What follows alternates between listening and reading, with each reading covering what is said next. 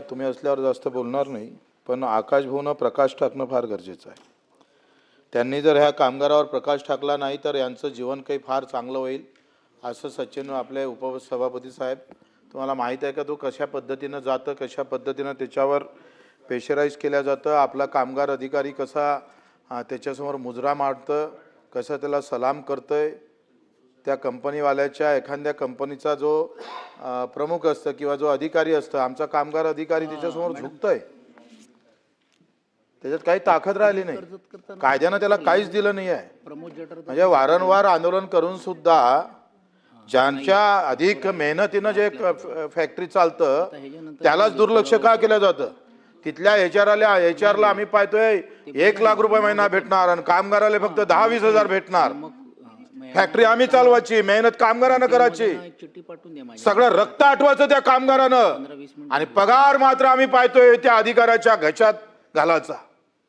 सगळा नफा आम्ही पाहतोय त्या कंपनीच्या मालकाच्या घशात घालण्याचा प्रयत्न आहे. मी जेव्हा मुंबईला आलोय, उपसभापती साहेब जेव्हा उंच टावर एवढ्या सगळ्या 40-40 मजलीवर काम करणाऱ्या त्या कामगाराच्या छातीची खऱ्या अर्थानं आम्ही कमाल केली पाहिजे, त्याचा गर्व केला पाहिजे. अरे पैसा जरी श्रीमंत लोकांचा असेल पण ते बिल्डिंग बांधण्याचं काम आम्ही पाहतोय आमचा कामगार करत असतं. त्याच्याकडे दुर्लक्ष का होतंय. अरे एखाद्या फॅक्टरीवाला, एखादा मालक, एखादा तिथला मॅनेजर साला आम्ही सांगतोय एका दिवसात म्हणतो उद्यापासून कामाला येऊ नको. अरे वा, आयुष्य तिथं काम केलं फॅक्टरीमध्ये आणि आल्याबरोबर सांगतोय उद्यापासून कामाला यायचं नाही. संपला विषय. ना कायदा आहे, ना नोटीस आहे, ना कुठल्याही प्रकारची आम्ही पाहतो त्याला बंधन आहे. आमचा कामगार अधिकारी आम्ही पाहतो त्याला विनंती करता, हो याला घ्या. म्हणजे त्या अफजल खानासमोर काही आमचे मराठे कसे काही जे दळभद्रे होते तसे सलाम करत होते ना, तसे मुद्रा मारताय आमचे कामगार अधिकारी. मुद्रा मारण्याचं काम करतोय. त्या कायद्यात बदल करा. असा कसा फॅक्टरीवाला डायरेक्ट त्या कामगाराला काढलं जात आहे. त्याच्यावर समिती नेमा. तिथला कोणी संघटनेचा प्रमुख असेल, त्या कामगाराचा तो अधिकारी असेल, त्याच्या समितीच्या समोर ठेवून त्याला कामगाराला काढलं पाहिजे. नोटीस नाही, काही नाही. म्हणजे एखाद्या सामान्य माणसाच्या घरी कामावर असतं जसं आपलीकडे ड्रायव्हर असतं, उद्यापासून येऊ नको. काय प्रकार आहे, कधी थांबणार आहे. आणि मग ते जर कामावर घ्यायचं म्हटलं तर कोर्टात गेल्याशिवाय पर्याय नाही. उपसभापती साहेब तुम्हाला माहित आहे काय अवस्था आहे त्याचा. टिकतोय आपण. ते न्यायालय आमच्या बाजूने उभे राहतं कितीकदा. मग खालच्या कोर्टानं न्याय त्याच्या बाजूने लावला, हायकोर्टाचा, हायकोर्टानंतर मग अधिक सर्वोच्च न्यायालयाचा. एक कामगार ज्याला 18,000 रुपये पगार भेटत नाही तो न्यायालयात भांडणार कसा. याच्या संदर्भात तुम्ही काय निर्णय घेणार ते आम्हाला सांगा. त्या कामगाराच्या पाठीमागं कामगार मंत्री म्हणून तुम्ही कधी उभे राहणार ते तुमच्याकडून अपेक्षा आहे. आज फिनले मिल आमची तुम्हाला माहित आहे, टेक्सटाईलच्या केंद्र सरकारनं ह्या सगळ्या मिल बंद केल्या. 6 मिल महाराष्ट्रातल्या आम्ही पाहतोय बंद केल्या. पूर्ण देशभरातल्या 6 मिल बंद केल्या आणि 50% आम्ही त्या कामगाराला पगार देतोय. जगाव का मराव म्हणायचं आहे. आमची सत्ता आहे आणि सत्ता असताना असं बोलू नये, चांगलं बोललं पाहिजे. आमची सत्ता कशी चांगली आहे, आमच्या सत्तेचे फायदे काय, हो बोलू आम्ही चांगलं. पण 50% पगार जर भेटत असेल त्या कामगारांना दुसरीकडे कामाला जाता येत ना, कुठं काही करतायत, राहू शकतोय आपण. तुम्ही सांगतोय आकाश भाऊ तुम्ही यावर लक्ष जर घातलं नाही, मला वाटतं हा क्रांतिकारी निर्णय घेतला पाहिजे आपण. ओव्हर टाइम आम्ही काम करतोय. 12-8 तास काम केलं पाहिजे. 12-12 तास काम करून घेतलं जातं. हे 4-5 गोष्टी तुम्ही लक्षात घ्या. डायरेक्ट काढता येणार नाही, कायदा करणं आवश्यक आहे.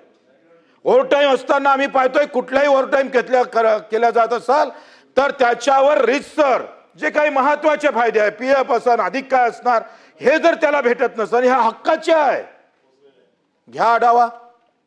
काही तर आम्ही सांगतोय मुजरा घालतं, काही मुजरा घालून नोटा मोजतोय. त्या कामगाराच्या रक्ताचे पैसे कमिशन खाणारी औलाद अफजल खानासारखी फाडली पाहिजे. दिसन तिथं तोडलं पाहिजे यांना. अरे कुठल्या ठिकाणी पैसे खाताय तुम्ही, त्याचे काही अंदाज काही राहिलं का नाही राहिलंय. त्या कामगाराच्या मेहनतीवर पैसे खाणारी औलाद जर इथं पैदा होत असेल तर काय होतंय, कुठं न्याय मागायचा. अपघातात किती मरतोय कामगार, काय भेटतंय त्याला? काढा तुम्ही हिशोब, काय चूक आहे त्या कामगाराची?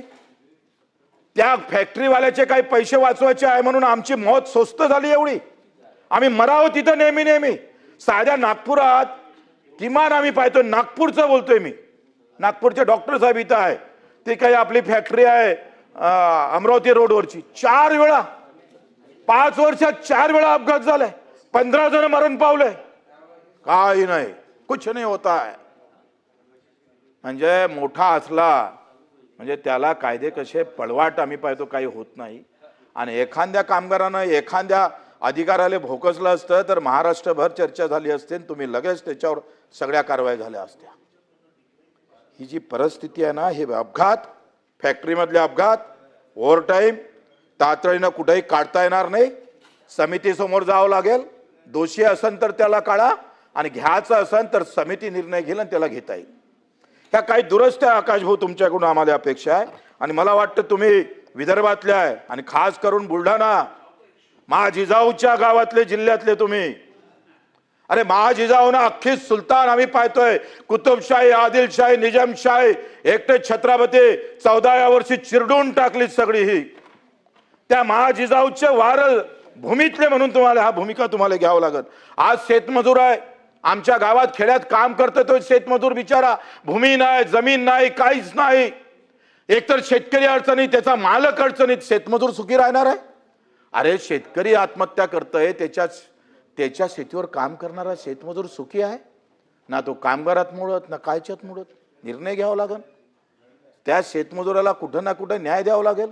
अरे जमीन नाही, ज्याच्याजवळ जमीन आहे त्याला आत्महत्या करावं लागतं, आणि ज्याच्याजवळ जमीनच नाही, गावात 10-15% हा वर्ग आहे, तो सगळ्या जाती धर्मातला आहे, त्या शेतमजुरासाठी एक योजना नाही. यांचं बांधकाम कल्याण मंडळ आहे, अर्धे राजकीय कार्यकर्ते आहे त्या बांधकाम कल्याण मंडळ कामगारात. तपासा तुम्ही, चाळणी लावा, खरे कामगार त्याच्यातून बाहेर गेलेले आहे. खऱ्या कामगाराला निधी भेटत नाही, खऱ्या कामगाराला योजना भेटत नाही. मेळघाटचा मजूर 90 दिवस काम करतोय, सगळं स्थलांतर होत राहतं, त्या बिचाराले त्या कल्याण मंडळातले एक खडकू भेटत नाही राव. आणि कोणी तालुका प्रमुख, कोणी जिल्हा प्रमुख, आमदाराचा चुलत भाऊ बांधकाम कामगारात. जसं माथाडी कामगारात होते का नाही, उपसभापती तुम्हाला माहित आहे, माथाडी कामगारामध्ये असंच झालेलं आहे. तुमच्याकडून हा तुमचं नाव आता आकाश आहे, बहुत व्यापकता है उसमें, आता प्रकाश टाका त्याच्यावर. तुम्ही हे माझं म्हणणं कोणत्याही पार्टीचे असो, अब करा. किमान जो खरा कामगार आहे त्याला तर वेगळं करा ना. तुम्हाला हे मान्य करावं लागेल, कसे कसे घुसले बांधकाम कामगारामध्ये, कसे कसे फॉर्म भरल्या जातं, कशा पद्धतीनं त्यांना घेतलं जातं, हे सगळं तुम्हाला घ्यावं लागेल. तुम्ही म्हणावर मी राज्यमंत्री होतो कामगार विभागाचं, मी या सगळ्या बाबतीत तेव्हा सगळ्या नोट्स बनवल्या होत्या, परंतु तेव्हा आता काय कोरोना, त्याच्यात ते प्रॉब्लेम, आणि आम्ही राज्यमंत्री, पुन्हा अडचण, फाईल येतं, मग ते कॅबिनेटकडे जातं, ते कॅबिनेटवाल्याला ते पचत नाही. ह्या सगळ्या अडचणी WCL वाले आमच्याकडे बस थोडं WCL मध्ये चंद्रपूर, नागपूर, तिकडे गडचिरोली, हे सगळे WCLचे प्रकल्प आहे, कोळसा खाणी. ते केंद्र सरकारच्या अखत्यारीत येते, कोणी ऐकत नाही, काही ऐकायला तयार नाही. मराठी मग बोलतोय आपण मार. मी तर इथं पाहतोय प्रत्येकाला असं वाटतंय का इथं बसल्यावर आपल्याला वाटतं हिंदी इंग्रजी काही आहेच नाही, फक्त मराठीच आहे. पण त्या फॅक्टरीमध्ये मराठी लोक आहे किती? ठेवा पटलावर अहवाल, तुम्ही जिल्हा वाईज ठेवा, एकदा होऊ द्या तपासणी, किती मराठी कामगार काम करतोय, आणि मग अडचणीच्या कामावर किती मराठी आहे, आणि चांगल्या कामावर किती मराठी बसलेले आहे पाहावं लागेल. तुम्ही जर निवळ आम्ही पाहतोय तोंडातून बोलून नाही चालत, थोडं फटकारा. तुम्ही तुमचा जिल्हा पहिले तपासा, नागपूर, विदर्भ तपासा. विदर्भात तपासल्यानंतर किती लोक मराठी काम करतात याची माहिती आमच्या समोर ठेवा, पटल्यावर ठेवा. उपसभापती साहेब, तुम्ही या माध्यमातून तुम्ही तसे निर्देश द्या. आणि फिनले मिलच्या बाबतीत म्हणजे टेक्सटाईलच्या बाबतीत तुमच्या मंत्रिमंडळाचं तुमच्या कॅबिनमध्ये कशी बैठक तातडीनं लावता येईल, मला वाटतं तशा प्रकारची जर उपाययोजना केली तर या चर्चेला काही ना काही अर्थ उरेल. नाही तर काही अर्थ उरणार नाही.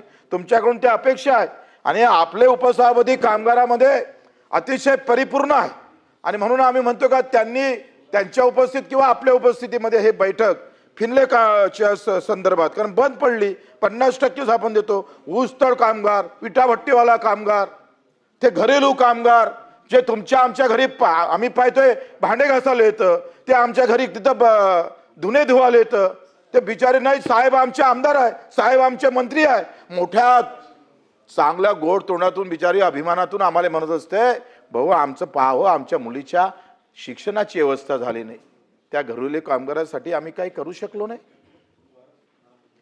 हा महात्मा ज्योतिबा फुलेंचा महाराष्ट्र आहे, हा बाबासाहेब आंबेडकरांचा महाराष्ट्र आहे.